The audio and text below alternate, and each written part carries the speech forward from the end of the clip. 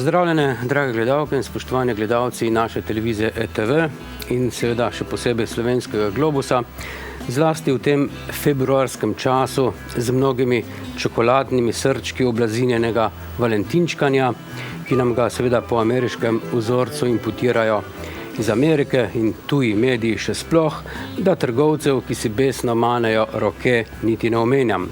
No, ampak kaj, ko tale naš letošnji mesec svečan ni samo srčkast, rožast in za Valentina zavit v celofan, ne?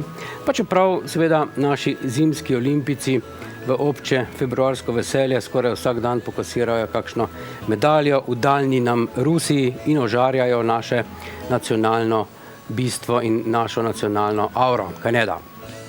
No, te dni, ko smo s pomočjo od juge ravno nekako sami sebe in svojo državo osvobodili žleda, se nam namreč spet obetajo težave s poplavami, za povrh pa je pred nami še en tak orkan, ki se mu pravi neskončna lahkotnost nabijanja pufov, na katere se spet brez slabe vesti pripravlja tale, rekli bi, skrajno neokusno kaotična in za državo katastrofična koalicija, ki se niti malo ne ozira na vsa tista evropska opozorila o preveliki javni porabi, ampak namesto posega v lastno zapravljanje, kaj ne da, raje še naprej posega na ameriški finančni trg, ki mu spet ponuja slovenske obveznice.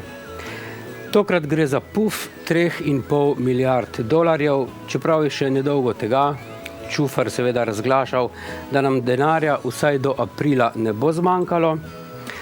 Isto je ponovila Mojškra Alenka, da ne omenjam halucinacij bivšega ministra iz bleferske Lukšičeve stranke Križaniča, ki je 2 tedna nazaj v TV Tarči menda pri polni zavesti fantaziral o še večjih rezervah, ki da jih menda imamo. No in ne pozabimo, ta kredit pomeni šele prvo rundo, saj je za jesen napovedana že ena nova in to najmanj za enako količino, od katere seveda mi ne bomo imeli prav nič, razen davkov in pa slabšega standarda. No, stroški državnega sektorja namreč ostajajo nedotaknjeni in nezmanjšani. Finančna politika pa je zgolj politika najemanja kreditov za obresti, pri čemer Čufer seveda nima nobene strategije, kako se rešiti glavnega problema, ki se mu reče glavnica. Kar naprej tonemo v novih in novih dolgovih, ki so se sicer začeli, to je treba povedati, leta 2008 po odhodu Janševe vlade, bakhanalije zadolževanja pa je razkošno začel minister Križanič iz stranke Lukšičevih mutantov, pri čemer kredita seveda ni namenjal za investicije, ampak za državno porabo.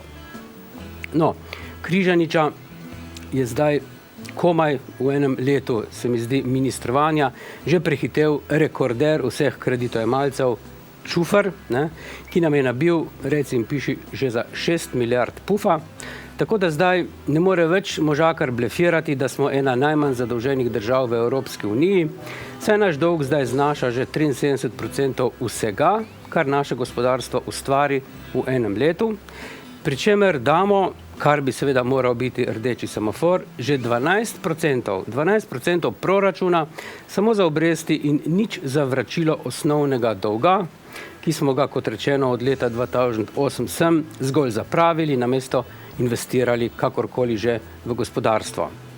A Čufar pravi, da bo s tem novim kreditom uravnotežil finance. No, to, da bo odplačevanje kreditov z novimi krediti znižalo kakovost našega življenja in da se mirno zadolžujejo še tiste nerojene generacije, ki jih čaka zaradi tega izjemno omejena suverenost in permanentna obubožanost, o tem Čufar ne razmišlja.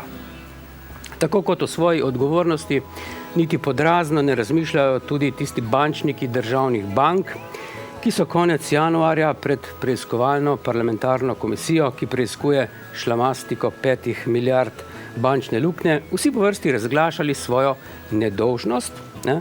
Pa da se ne počutijo odgovorne, so vsi dejali, pa da niso oni krivi in da se je vse zgodilo, še preden so oni zasedli sicer izjemno bogato plačano delovno mesto predsednika uprave banke.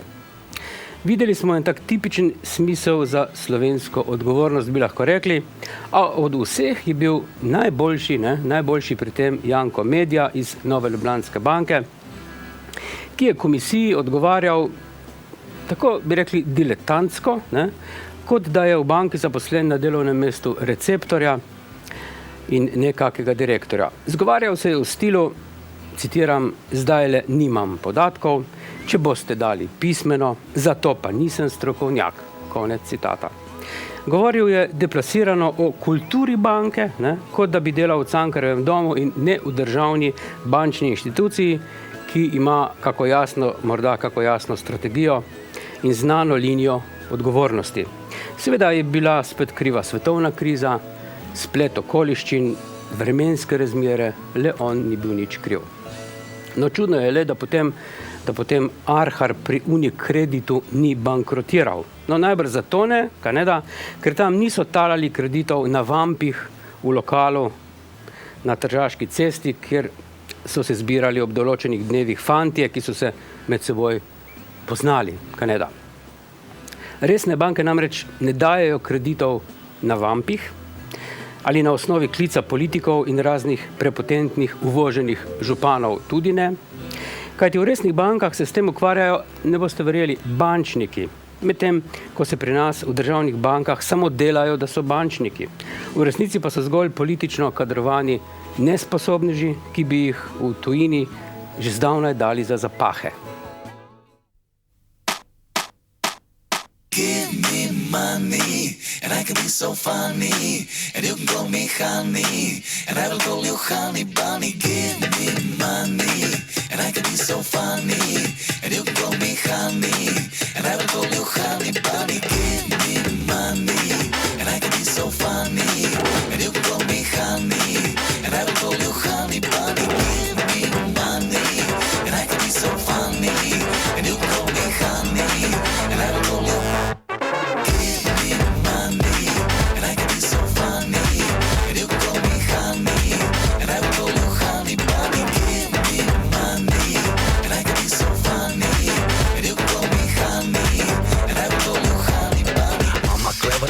Fool. I learned English in the school. A, B, C, D, E, F, G.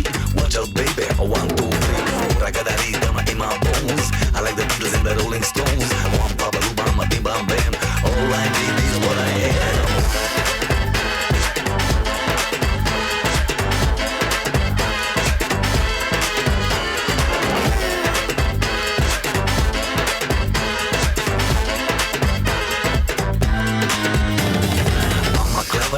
Fool, I got TV and I know what is cool. Sex and drugs and rock and roll. I satisfy my body and soul. I got the pose and I got a style.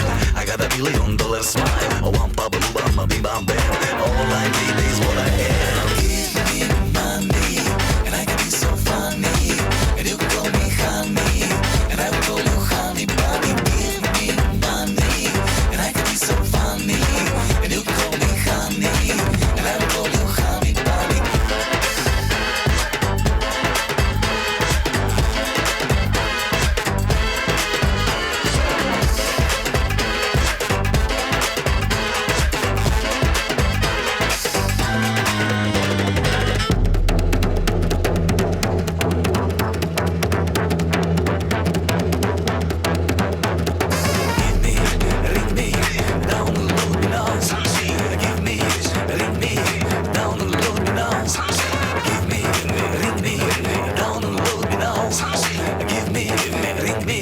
Download me now.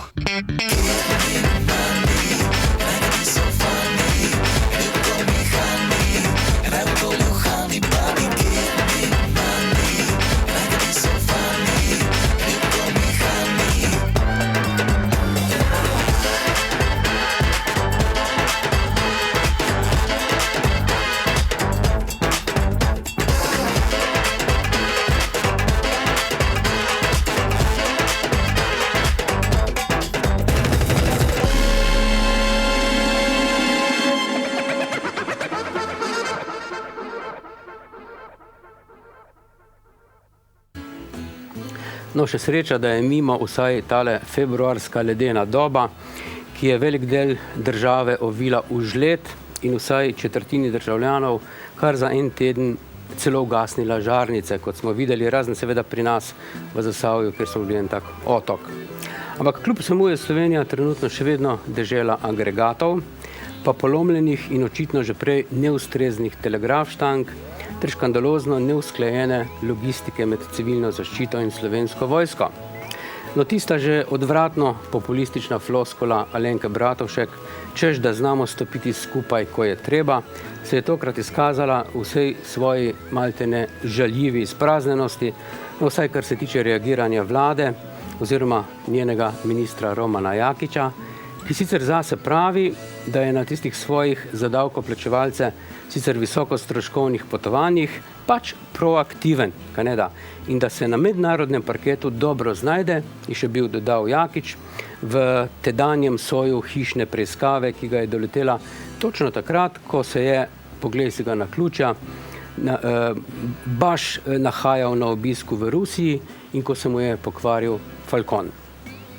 No, se pa kot obrambni minister Jakič, ki se je imel še prej za mirovnika, če se spomnimo, na domačem podiju seveda bolj slabo znajde.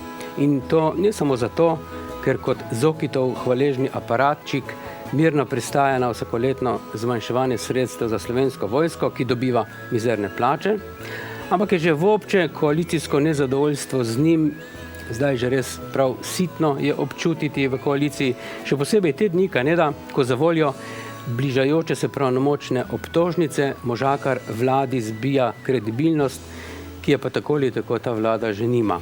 Še Lukšič ga poziva k odstopu, da mu ne bo treba pomagati, še dodaja pri tem Lukšič, in tu seveda kaže, da je koalicija v bistvu ena papirnata zadeva in da Jakiča SD verjetno ne bi podprla pri interpelaciji. Skratka, to, da so Jakič in vojska nekaj dni samo debelo gledali, kako žled podira drogove in kako se samo gasilci in delavci Elektra matrajo s podrtimi drevesi, je bil seveda en tak škandal, ki ga je očitno opazil tudi vrhovni poveljnik Slovenske vojske Borut Pahor, ko je bil ugotavljal zapoznele reakcije in zapoznel vpoklic vojakov v te požledele razmere. Njegova opazka o tem zdrsu vlade, ki je iz rezerv namenila za pomoč ljudem v žledu pišljivih 350 000 evrov in seveda samo na vides nedolžna, v resnici pa kaže, da je Borutu seveda prekipelo in da ni zadovoljen z delom vlade, ki je denimo šele post festum in to na predlog SDS-a za letos gasilcem vrnila nekaj v proračunu oduzetih sredstev in seveda s težavo odpravila tudi nepremičninski davek za gasilske domove. Seveda pa je Pahorjeva kritika konkretno v tem primeru letela na sicer neokusno nastopaškega, a očitno nesposobnega Zokitovega varovanca in apologeta Jakiča, ki si za svoje delo očitno zasluži nezadostno.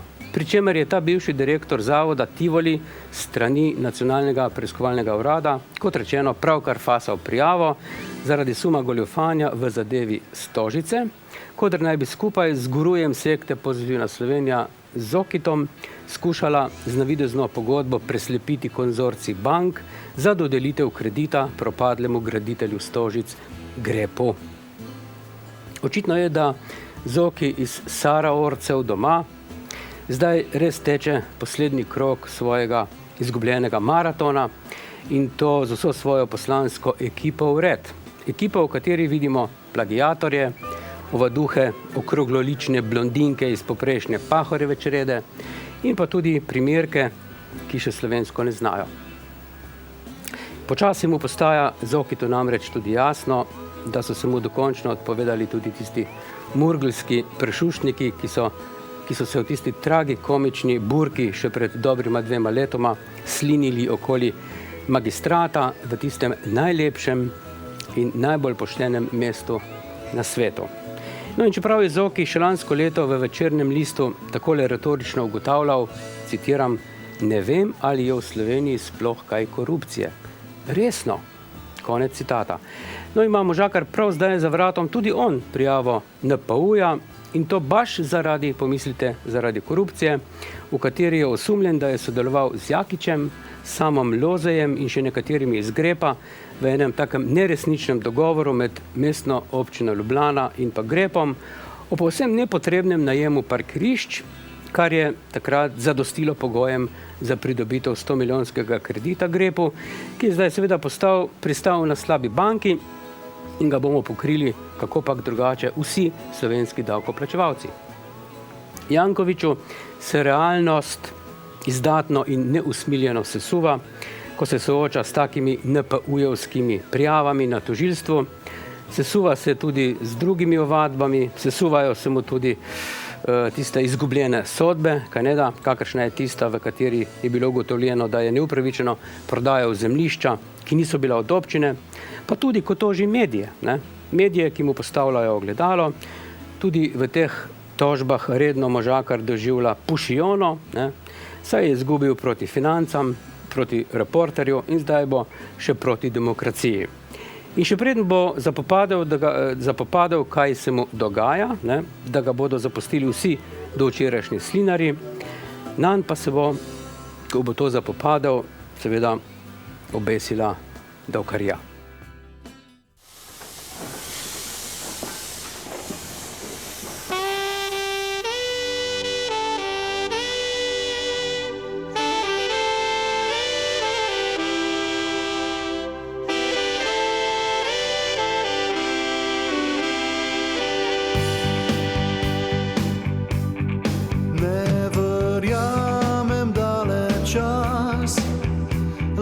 Srečo spremeni, a če res je v sreči tej ljubezni ni.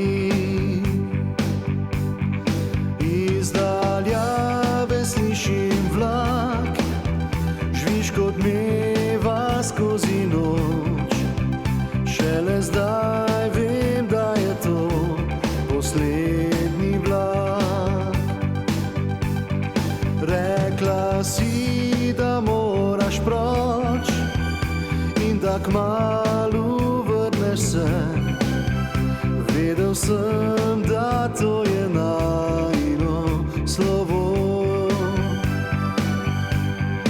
Iz daljave slišim vlak, žvižg odmeva skozi noč. Šele zdaj vem, da je to poslednji vlak. Spremil sem te, ko si šla, rad bi tekel za teboj. Pil in prosil, vrni se, a sem le stal. Iz daljave slišim vlak, žvižg odmeva skozi noč. Šele zdaj vem, da je to poslednji vlak.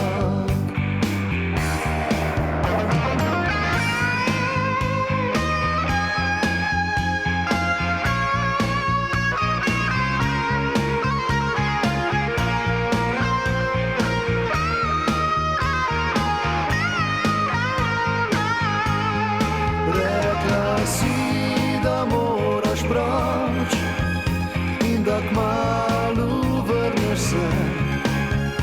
Vedel sem, da to je najino slovo. Iz daljave slišim vlak, žvižg odmeva skozi noč. Šele zdaj vem, da je to poslednji vlak. Šele zdaj vem, da je to poslednji vlak.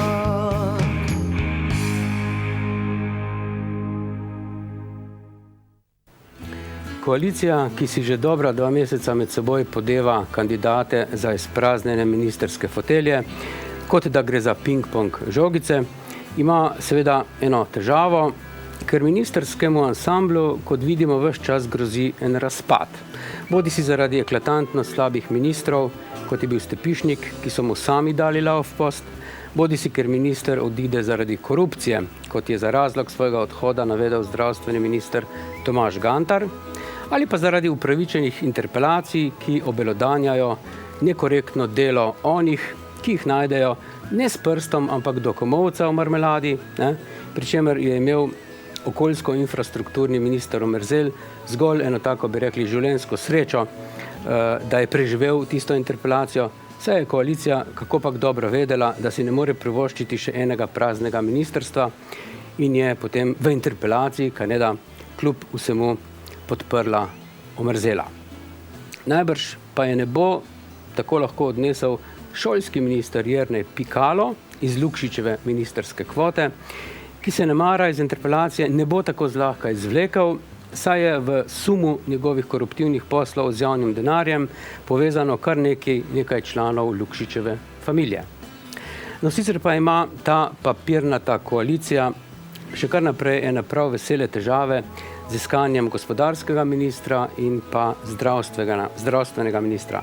Za Slepišnikov stol so komaj da našli zdaj Metoda Dragonjo, ki pa je znan potem, da je sicer v velikem pritisku, to je treba priznati, tedanje Drnovškove vlade, mirno prodal visoko profitabilni Lek švicarskemu Novartisu, namesto da bi se takrat Lek združil s Krko, kot je bil predlog podan iz Krke in prevzel evropski trg. Metod Dragonja je bil tedaj direktor Leka, kajneda, in ker ni nasprotoval prodaji, je absolutno neprimeren in nezanesljiv za aktualnega gospodarskega ministra, ki bi pa že moral biti najbolj pomembna in kredibilna oseba v vladi, kar po svoji karieri, ki jo je pokazal v Leku, Metod Dragonja pač ni, kajneda. Še bolj je zanimivo in bi rekli prav komiš, kako se delata norca Erjavec in Bratuškova iz vseh nas, ko trgujeta za sedež zdravstvenega ministra, enkrat ga dobi Alenka, primer Šoltes, pa ga politikansko sesuje Lukšič, potem dobi nekoga za to ministrstvo multipraktik Karlo, ki se medtem zdila za zamenjavo z ministrstvom za Slovence v tujini, in ko Alenka najde eno svojo novo revo, ki bi prevzela zdravje države, se spet pojavi, reci in piši, Karlo, svojo kandidatko. No, to je ta naša vlada in ta njena resnost vladanja, bi lahko rekli. Tako se seveda tudi ne gre čuditi, če imamo tudi pravosodje na ravni kaosa, kumroških standardov in še vedno z evidentno politično intoniranimi procesi, o čemer nas opozarja seveda tudi Evropa, da ne omenjamo kostnakov, ki padajo iz omar, in pa seveda perverzno dolgih sodnih postopkov, ki v bistvu predstavljajo gotovo kršitev človekovih pravic in zaradi katerih nam potem Evropa skoraj vsak mesec za kak primer nabija penale, ki jih seveda ne plača predsednik Vrhovnega sodišča Branko Masleša, ki si seveda ob tem upa celo govoriti o uspehih sodstva, niti jih ne plača glavni državni tožilec Zvonko Fišer, ki se je pri odgovoru na zahtevo po parlamentarni razpravi o tožilstvu prav neokusno afnal pred kamero kot kaka frajlica, ki se ji je zlomil polakiran nohtek. Vse te dosežke in uspehe pravosodnega dvojca Masleša Fišer pa plačamo mi, davkoplačevalci, iz proračuna. V eno prav posebno, bi rekli, neugodno in balkansko strokovno luč pa je naše pravosodje postavila tudi tale zadnja finska sodba o Patriji, kodr finsko tožilstvo sodišču pač ni uspelo dokazati korupcije in podkupovanja in zato seveda izgubilo proces, kar je stvar logike in pravne evropske higiene, medtem ko se pri nas v isti zadevi z dokazi ne obremenjuje ne tožilka s tistim svojim fantomskim obtožnim predlogom, ki je povzročal salve smeha, ne tožilec Ferlinc, za katerega bi bilo morda res bolje, če bi bil mornar, niti ne sodnica, ki izda potem sodbo brez resne utemeljitve v obrazložitvi. No, vse to kaže, da se naše pravosodje še vedno ni izvilo iz partijske etike, če je to sploh kakšna etika, in je zavoljo neizvedene, se pravi ne samo neuspele, ampak neizvedene lustracije, še vedno polno tekovin revolucije, kajneda, in zdaj že 23 let nespremenjene zakonodaje o lastninjenju, ki je omogočila prevzemne procese ljudem iz Kučanovega foruma 21. Vklopimo razum in zahtevajmo od njih račun.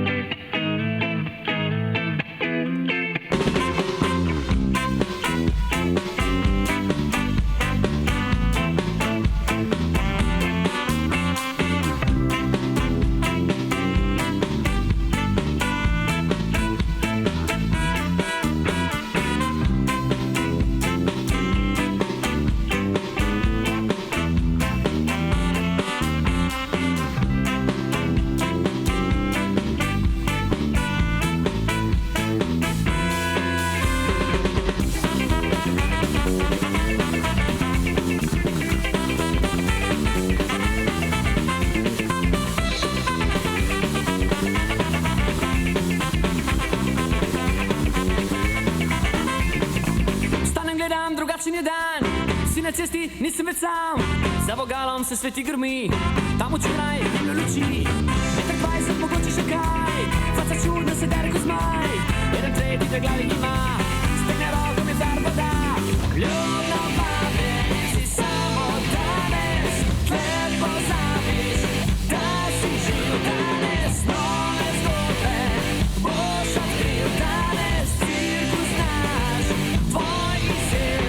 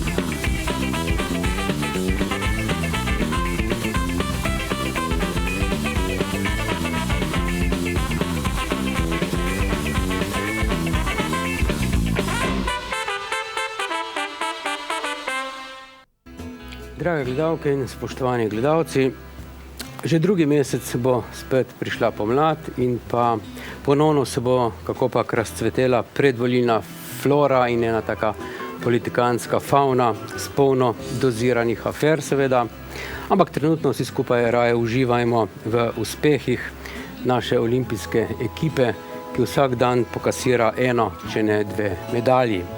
Žalostni smo kvečjemu lahko zato, da se naši vladi prosto po estradnici Makarovičevi sladko jebe za nas.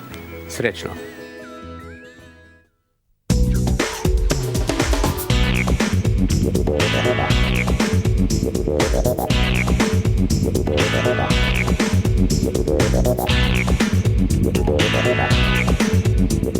Thank you.